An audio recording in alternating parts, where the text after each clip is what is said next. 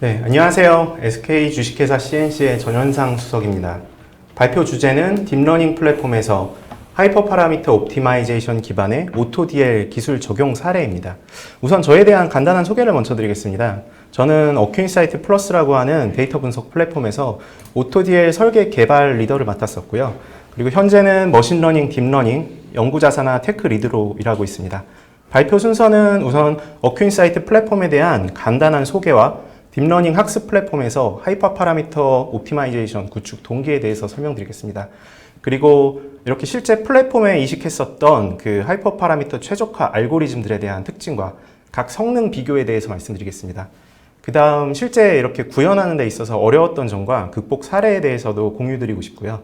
마지막으로 딥러닝 고객 자연어 처리 데이터 분석을 의뢰해 주셨었던 한미글로벌이라고 하는 그 건설사 데이터에 대한 그 사례를 통해서 실제 하이퍼 파라미터 옵티마이제이션이 어떻게 활용되는지에 대해서 말씀드리겠습니다. 우선 어큐인사이트 플러스에 대해서 소개해 드리겠습니다. 어큐인사이트 플러스는 SK 주식회사 CNC에서 개발한 데이터 분석 개발 플랫폼이에요. 데이터의 수집과 저장, 그리고 분석까지 처리할 수 있는 쿠버네티스 기반의 클라우드 지향 데이터 분석 환경을 특징으로 가지고 있습니다. 현재는 B2B 서비스로서 하나은행, 국민은행과 같은 금융사와 롯데백화점, 신세계 면세점 등과 같은 고객사에 온프레미스로 제공하고 있고요. 한미글로벌, 현대일렉트로닉, 그리고 SK E&S의 퍼블릭 서비스로서 플랫폼을 제공하고 있습니다. 이 중 이번 발표에서는 파이썬을 이용한 머신러닝, 딥러닝 서비스였던 그 오토DL을 적용한 모델러라고 하는 서비스에서 높은 성능을 낼 수 있는 기계학습 모델의 하이퍼 파라미터 그 튜닝 과정을 자동화하고자 했었던 고민을 해결했던 플랫폼 구현 과정에 대한 사례에 대해서 설명드리겠습니다. 하이퍼 파라미터 자동화 오토DL을 만든 계기는 금융 고객사로부터 하이퍼 파라미터 최적화를 자동화해달라는 요구사항에 대한 고민으로부터 시작했어요. 그래서 일반적으로 오토 머신러닝이라고 함은 머신러닝으로 설계하는 머신러닝을 의미하는데요. 크게 세 가지 방향으로 최근 연구가 진행되고 있습니다. 첫 번째로는 뉴럴 아키텍처 설치, 그 다음에 두 번째는 하이퍼 파라미터 옵티마이제이션, 세 번째는 오토메이트 피처 러닝이라고 하는 부분입니다. 이 중 본 발표에서 오토DL이라고 하면 하이퍼 파라미터 옵티마이제이션에 대한 플랫폼 자동화 구축 사례인 것을 우선 말씀드리겠습니다. 실제 고객사에서는 저희 플랫폼으로 직접 작성한 프리디파인되어 있는 어떤 잘 알려진 딥러닝 모델 알고리즘을 주로 사용하시고 트랜스퍼 러닝을 통해서 슈퍼바이즈드 러닝 모델 기반의 재학습이 주로 이뤘기 때문인데요. 단 이렇게 저희 고객사분들이 사용하시는 데 있어서 전제 조건 자체는 고객사가 사용하는 주피터 노트북이 떠있는 어떤 저희 분석 플랫폼인 쿠버네티스 기반에서 자원을 효율적으로 사용한 것이었습니다.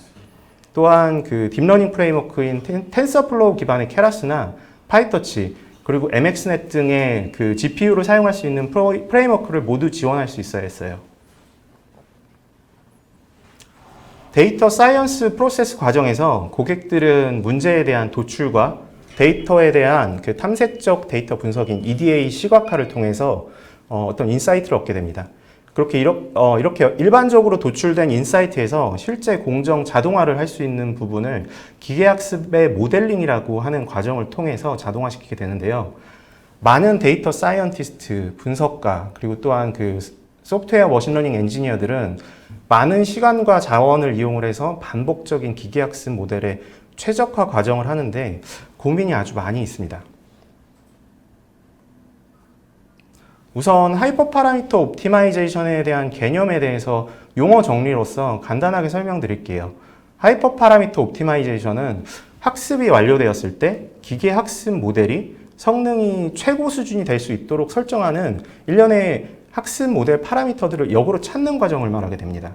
이때 비용 함수는 아래와 같은 에너지 함수로 나타낼 수 있는데요. 모델 학습 알고리즘 A 그리고 학습 데이터셋 X라고 하는 벡터가 있을 때 응답 함수가 최소한의 에러를 나타낼 수 있도록 하는 람다들을 찾는 과정이라고 할 수 있어요. 그래서 이때 람다가 하이퍼 파라미터가 되겠고요. 모델 학습 알고리즘을 그 비용 함수로 한 번 더 랩핑한 코스트 펑션의 어떤 최적화 과정이기 때문에 고차원이라고 하는 하이퍼 파라미터라고 불리게 됩니다.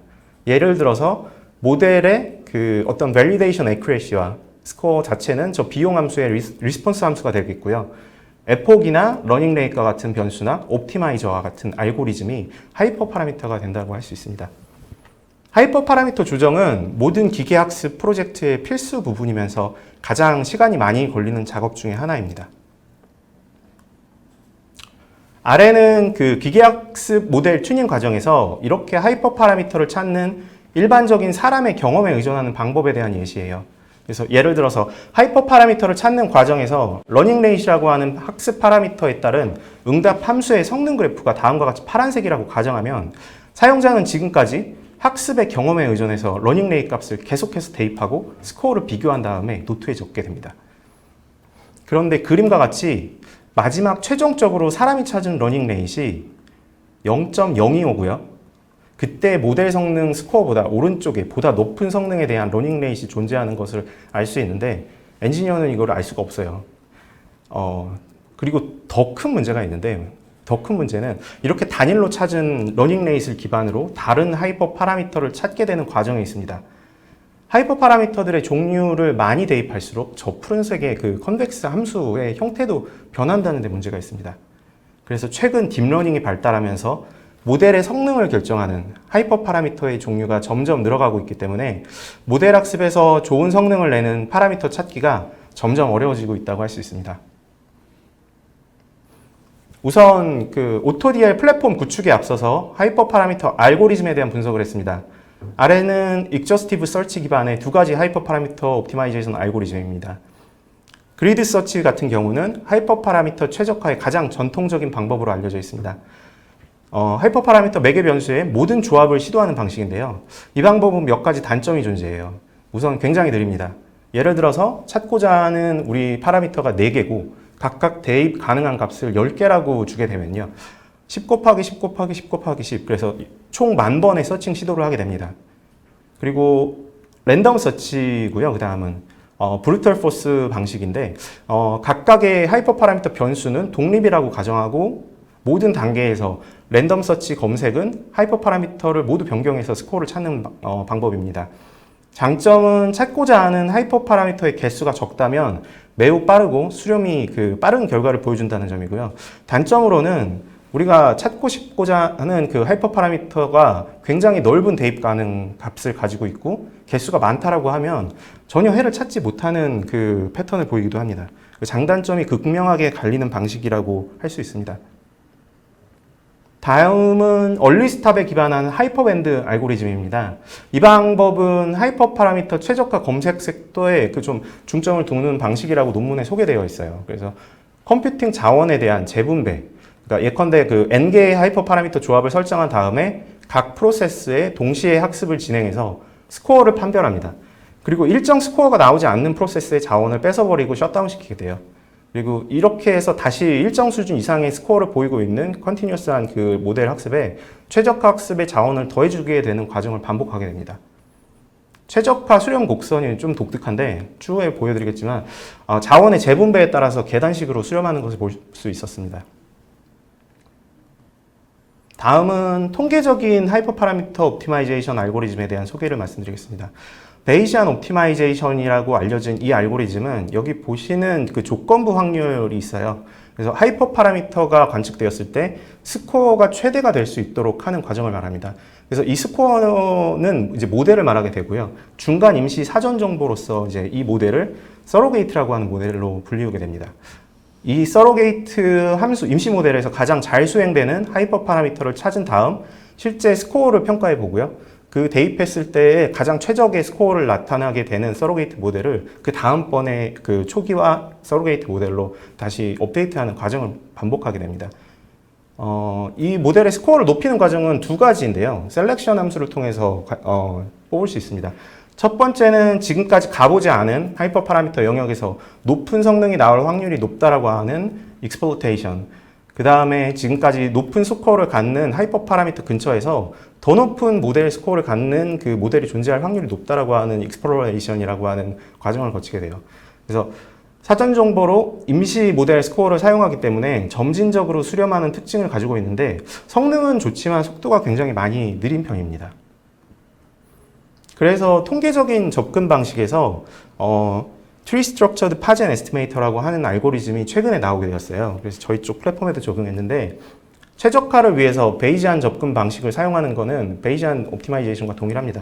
그런데 조건부 확률을 보시게 되면 앞쪽에 있는 베이지안 최적화 방식에 서로게이트 모델 구성에 베이지 룰을 적용한 걸 보실 수 있어요. 그래서 스코어가 있을 때 하이퍼 파라미터의 확률을 최대하게 하는 방법이에요. 그래서 사전 정보로 하이퍼 파라미터에 대한 디스트리뷰션이 들어간다고 보시면 될 것 같습니다. 임의의 초기 하이퍼 파라미터 포인트를 생성하고요. 그 다음 스코어를 계산한 뒤에 로깅 이력을 사용해서 어떤 스코어의 임계값보다 높은 분포를 가지고 있을 때 하이퍼 파라미터를 트리로 분리하게 돼요. 그래서 임계값보다 낮은 분포와 그 그룹을 두 개로 나누는데 여기서 density of good 그룹과 density of bad 그룹을 두 개로 나누는 걸 보실 수 있어요. 그랬을 때 최적화 방식에 대해서도 이제 좋은 그룹인 것에 가장 확률이 높은 값을 이제 택하는 방법입니다. 그래서 베이지안 최적화 방식과 같은 통계 기반이지만 속도가 베이지안 방식에 비해서 매우 빠른 걸 볼 수 있었어요.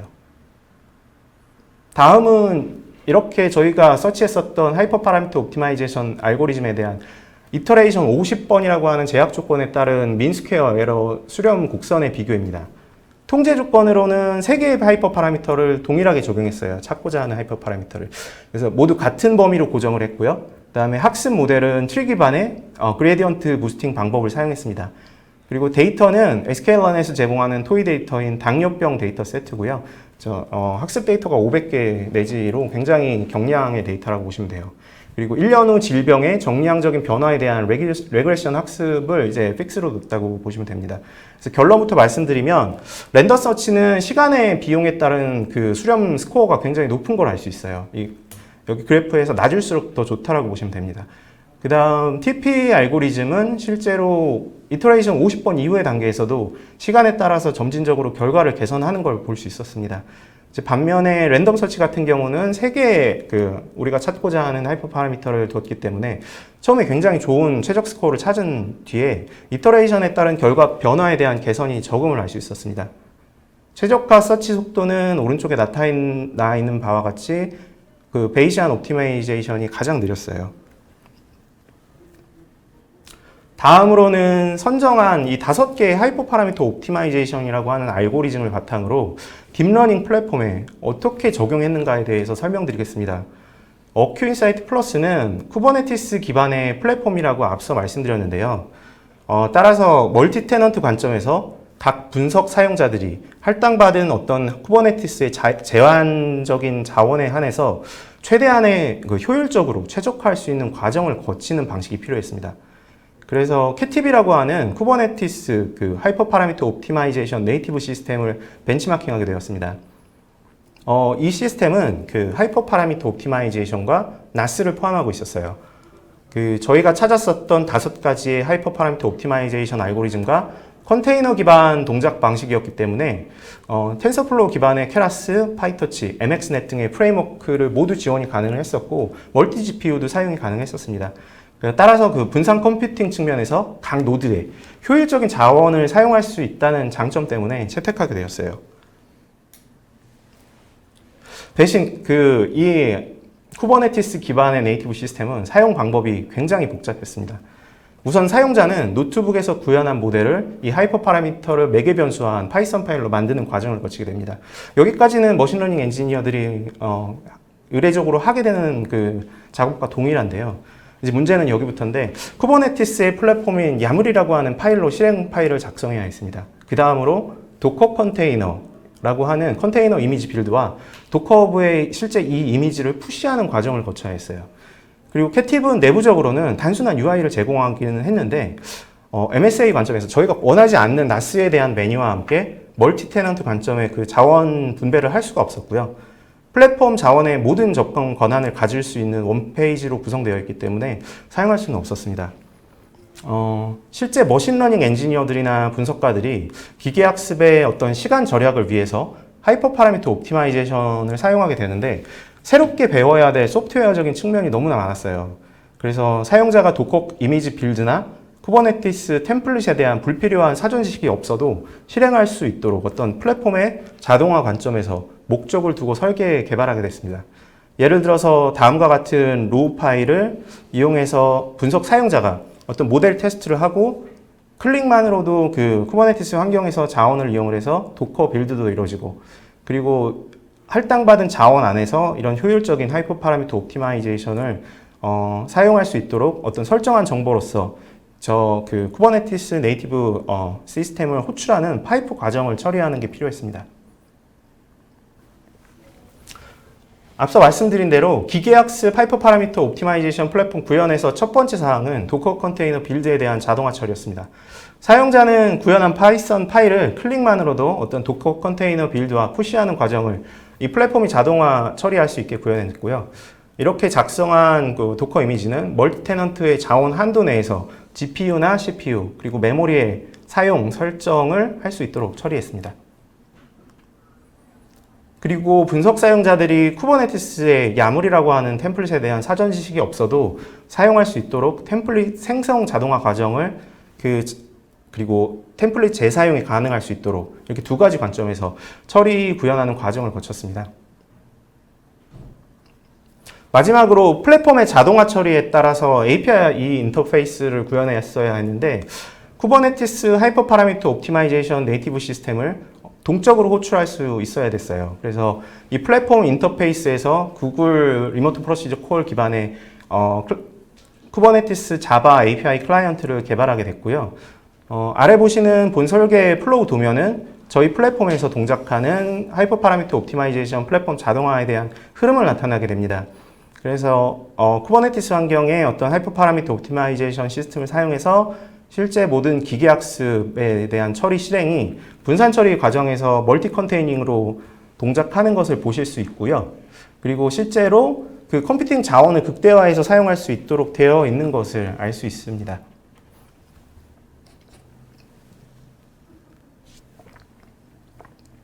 다음은 그 실제 앞서 말씀드린 플랫폼에서 저희가 오토디엘로 플랫폼 자동화를 적용한 영상을 이제 보여드리도록 하겠습니다.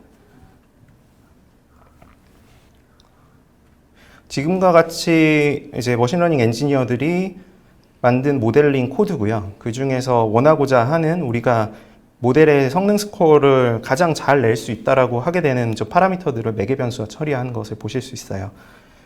저 플랫폼 관점에서 지금 오토디엘이라고 하는 탭으로 이동을 하게 되고 이제 모델 관리부라고 하는 곳에서 도커 컨테이너 빌드가 자동화 처리되는 것을 이제 보실 수 있습니다. 그래서 이미지명을 입력하고 프레임워크 입력하고 작성했던 저 파이썬 파일을 빌드를 누르게 되면 버튼을 누르게 되면 이제 실제로 컨테이너 빌드가 자동으로 이루어지게 돼요.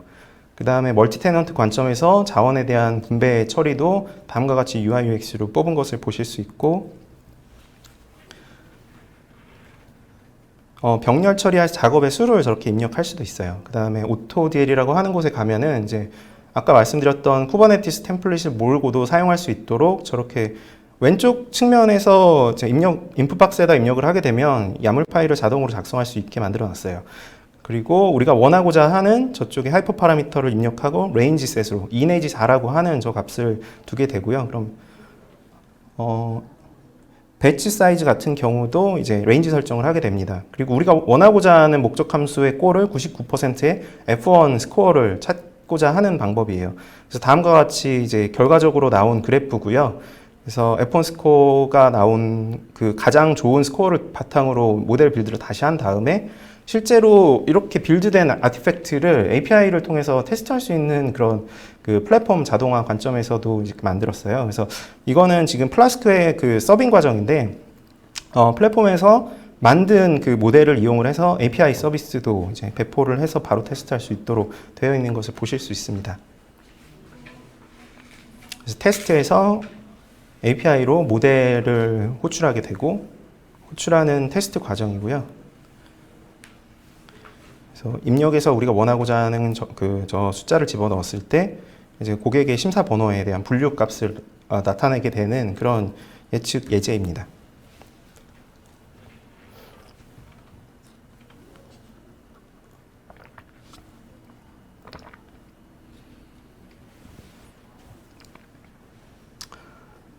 다음은 딥러닝 자연어 처리 모델 학습 과정에서 이렇게 저희가 구축한 오토디엘에 대한 적용 사례에 대해서 말씀드리겠습니다.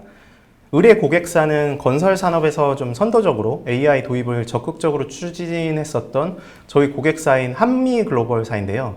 한미글로벌은 어떤 수집한 과거 공사비 내역 데이터에서 공사비 표준 분류 체계를 다시 재정립하고자 하는 고민이 있었습니다.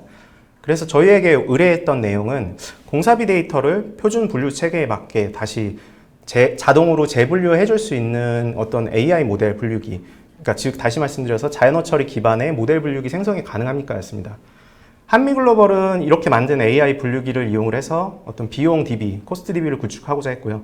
기존 공사비 데이터베이스의 정보랑 비교를 해서 유사 실적에 대한 공사비 예측을 하고자 하는 어떤 AI 도입과 인사이트에 대한 정확한 목표를 가지고 있었던 회사였습니다. 그래서 명확한 분류 목표와 정리가 되어 있는 저 로우 파일로 되어 있는 엑셀 파일을 바탕으로 의뢰해 주셨거든요. 그래서 저희도 비교적 빠른 시간에 자연어 처리 딥러닝 엔티티 분류기를 만들었던 것 같습니다. 단계별 처리 과정은 아래와 같이 건설사 프로젝트 공사비 내역에 대한 엑셀 파일로부터 EDA 과정을 통해서 어떤 문장 칼럼을 이제 딥러닝에서 인풋 학습시킬 문장으로 할지 선정하는 분석 시각화 과정을 거쳤고요. 그리고 문장에 대한 전처리 과정으로 한미글로벌 고객사에서 원하고자 했었던 공사비 표준 분류 체계로 태깅하는 과정을 거쳤습니다. 불용어, 그러니까 즉 스탑 올 처리는 실제 공사비 명칭에서 오기입돼 있을 것이라고 판단되는 이제 어떤 더블 스페이스나 특수문자 같은 부분만을 클렌징했고 그대로 사용을 했습니다. 이때 태깅에서 중복되는 항목의 문장이나 결층 문장은 지도학습 모델 학습에 굉장히 큰 영향을 미치는 부분이기 때문에 드롭하는 과정을 거쳤어요. 그리고 실제로 모델 학습에서 사용한 모델은 자연 처리 딥러닝에서 최근 가장 핫하죠. 이제 버트를 사용을 했습니다. 그래서 여기 아래에 보시면 의뢰 데이터의 명칭이 그 딥러닝 학습 모델의 인풋으로 들어가게 되고요. 저 레이블이 이제 대분류 12가지의 항목이라고 보시면 돼요. 그래서 이 모델을 인공지능적으로 학습하게 되는 모델 분류기를 만들었다고 보시면 됩니다. 지금 보시는 차트는 이 한미글로벌사에 의뢰했었던 데이터에 대한 그 EDA 시각화 과정입니다. 여기서 데이터에 대한 결측치 패턴을 비교했고요. 여기서 가운데에 있는 저 그래프 중에서 하얀색 같은 경우가 이제 결측치예요. 그다음에 검은색이 이제 데이터가 널이 없다라고 하게 판단되는 거죠. 그래서 의뢰 항목 데이터 분포에 대한 분석 과정과 이렇게 데이터 패턴에 대한 이제 분포 과정을 통해서 자연어 처리 딥러닝 학습 데이터에 어떤 분포를 맞춰주는 오버샘플링이라든지 그 다음에 데이터 양을 증가시키게 되는 데이터 아규먼트 과정 여부를 판단할 수 있었어요. 그래서 고객과 굉장히 많은 커뮤니케이션을 했었고 실제로 버트 모델 알고리즘의 경우에는 데이터의 증가 없이 그대로 학습 데이터로 입력하는 게 가장 성능이 좋았고요. 입력 학습 문장의 경우에는 명칭 칼럼 그리고 규격 칼럼을 데이터 프레임 조인한 문장으로 사용하려고 했었는데 결측치를 보니까 규격 항목에 결측 문장이 굉장히 많이 발생하는 걸 볼 수 있었습니다. 그래서 입력 데이터는 명칭 그리고 출력 데이터는 한미글로벌의 표준 분류기 체계였던 12개의 대분류 항목으로 버트 지도 학습 과정을 거치는 것을 진행을 했었던 것 같습니다. 여기 보시게 되는 12가지 항목으로 자동 분류하게 되는 딥러닝 모델을 만들었다고 보시면 됩니다. 버트 딥러닝 분류 모델 성능을 높이는 과정에서 어큐인사이트에서 저희가 앞에서 말씀드렸던 오토DL이라고 하는 자동화 서비스를 사용해서 처리했습니다. 버트는 현재 2018년도 구글에서 공개한 가장 성능이 좋은 자연어 처리 딥러닝 모델 알고리즘이라고 보시면 돼요. 그래서 다양한 언어에 대한 사전 학습 과정을 거친 매우 무거운 모델입니다. 또한 그 실제로 딥러닝의 히든 레이어를 이제 보게 되면은 각각 노드에 피처 개수들이 9,200만 개 이상으로 이루어져 있어요. 그래서 버트의 대표적인 특징 중에 하나가 파인 튜닝이라고 될 수 있습니다. 이미 광범위한 글을 굉장히 많이 학습한 모델 피처를 보유하고 있는 모델이라서 새로운 어떤 그 트랜스퍼 러닝을 통한 고객들의 입력 문장에 대한 분류 학습을 시키게 되면은 학습 성능 수렴이 굉장히 빠른 게 장점입니다. 대신에 저 9,200만 개에 대한 그 개수들을 모두 학습시켜야 되기 때문에 재학습에 대한 자원과 시간이 굉장히 많이 드는 모델이기도 합니다. 따라서 그 모델 학습 파라미터 최적화 자동화 과정이 필수라고 할 수 있었습니다. 여기서 하이퍼 파라미터 옵티마이제이션은 두 가지 튜닝을 절차를 거쳤어요. 그래서 첫 번째 시도에서는 딥러닝 학습 모델 스코어에서 크게 영향을 미치는 파라미터를 이용을 해서 범위를 크게 줬고요. 그 네 가지를 이용을 했고, 에폭은 실제로 이터레이션이라고 부르는 반복 학습 같은 경우는 2 내지 3으로 빠른 시간 안에 어떤 성능 스코어 68%를 스레시홀드로 잡은 다음에 낮게 잡아서 우리가 원하고자 하는 쪽으로 그 튜닝 그 스코어들을 뽑았습니다.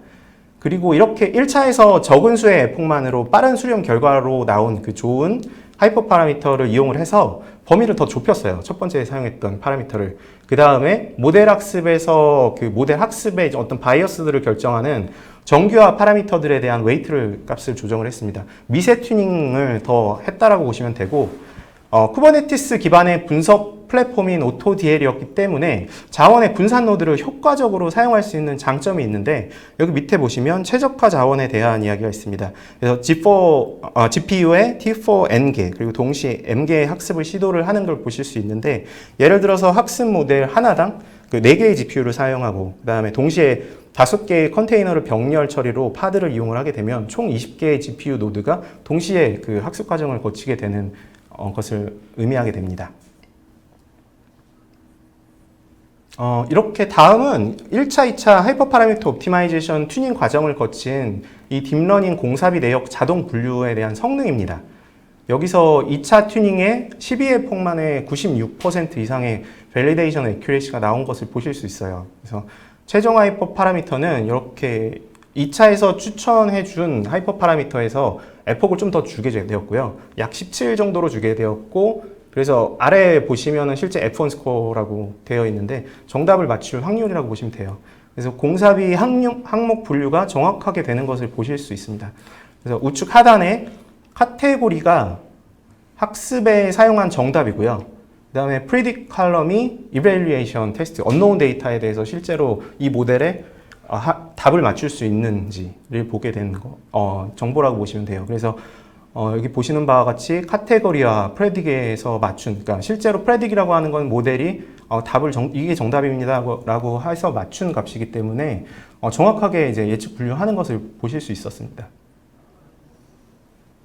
실제 버트 학습 모델은 GPU 기반의 공사비 내역 자동 분류 API로서 한미글로벌 고객사에 제공했는데요. 실제로 모델에 대한 아티팩트 파일을 제공한다라고 하면 이제 딥러닝이나 머신러닝에 대해서 이제 깊이 사용을 하시지 못하는 고객분들도 계시고, 실제로는 이제 모델에 대한 어떤 서비스를 만들고자 하시는 분들도 많아요. 그렇기 때문에 어케인사이트 플러스의 이제 어떤 배포 기능을 이용을 했고요. 좌측이 저희 플랫폼에서 테스트할 수 있는 수혜거입니다. 그래서 우리가 만든 아티팩트 머신러닝 모델에 대한 파일을 가지고선 바로 올려서 API를 제공해 드렸고, 우측 화면이 고객사에서 실제 구현한 화면이에요. 그래서 공사비 내역 품목에 대한 그 딥러닝 자동 분류를 저렇게 하시는 걸 보실 수 있어요. 그래서 어떤 데이터베이스에서 그 화면을 렌더링 하는 데 있어서 실제로 저희 딥러닝 GPU 모델, 자연학습 처리 모델도 같이 사용하셔서 구축을 하셨습니다. 아래는 실제 그 모델에 대한 함수에 대한 특징인데요. 저희가 같이 넣어드렸던 건데, 버트 모델의 특징인데, 문장 학습이 자기 자신에 대한 셀프 어텐션 모델을 기반으로 학습하는데, 논문에서는 입력 문장의 처음과 끝을 보고선 분류 학습한다라고 되어 있어요. 그래서 좌측이 학습할 때 사용을 했었던 실제 정답 문장입니다. 이렇게 혼합 폐기물 운반 및 처리라고 하는 값이 들어오게 돼도 자명하게 그 모델 스코어가 높기 때문에 저 문장이 들어오게 되면은 100%의 확률로 이제 분류를 하게 되고요. 이제 우측과 같이 유사 문장을 입력해도 잘 분류하는 것을 보실 수 있습니다. 그래서 실제로 혼합 폐기물, 혼합 처리 폐기물 운반, 혼합 문장 뭐 이렇게 분류를 해도 실제 철거 쪽으로 카테고리 분류를 하는 것이 보실 수 있어요. 그래서 딥러닝 같은 경우는 어떤 피처 익스트랙션에 대한 사람에 대한 그 어떤 룰이 안 들어가기 때문에 굉장히 성능이 높습니다.